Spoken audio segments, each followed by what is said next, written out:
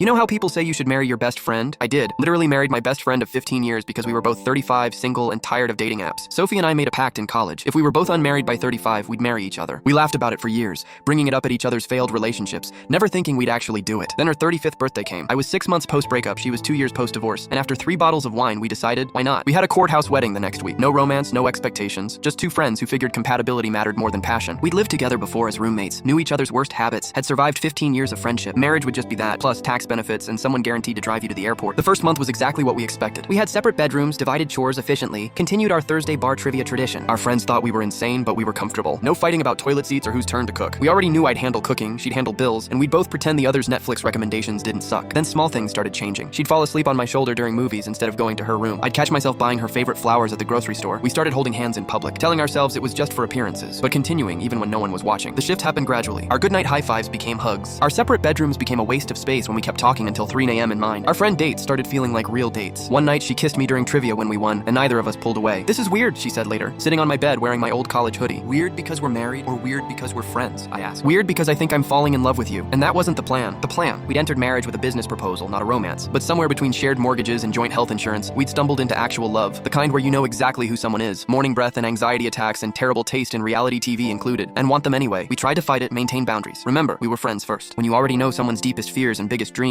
when you've held them through breakups and cheered their promotions, adding romance feels less like a leap and more like a small step. 6 months into our marriage, we finally slept together. It should have been awkward. 15 years of friendship shifting into something else. Instead, it felt like finally admitting something we'd both been avoiding. Afterwards, she laughed and said, "We really did this backwards, didn't we?" We had our first real fight 8 months in, about something stupid involving her mother's visit. But unlike previous relationships, we couldn't storm off or threaten to leave. We were married, legally bound, and more importantly, best friends. So we fought, then sat on the kitchen floor, sharing ice cream, talking through why we were really upset. Turns out she was scared I'd regret marrying her when I could have waited for someone I was actually in love with from the start. "Sophie," I told her, "I did marry someone I was in love with. I just didn't know it yet." 2 years later, we renewed our vows, this time with flowers and rings and actual romance. Our families, who'd been confused by our courthouse wedding, finally relaxed. Sophie's dad pulled me aside and said, "I knew you two would figure it out eventually." Figure what out? That we'd been in love since college? Everyone could see it, except us 2 idiots. Looking back, maybe he was right. Maybe our other relationships failed because we were comparing everyone to each other. Maybe we needed 15 years of friendship to trust that love wouldn't ruin what we had. Or maybe we just needed to be brave enough to risk our friendship for something more. Sophie's pregnant now. When she told me, she said, "This wasn't in our original agreement." Neither was falling in love, I reminded her. Should we draft a new contract? Nah, she smiled. I think we're finally figuring out this marriage thing without paperwork. People ask how we went from friends to married, like there was some magical moment. The truth is messier. We got married as friends and accidentally became a love story. Turns out, when you marry your best friend, you might discover they were always meant to be more. You just needed 15 years and a drunk pact to figure it out.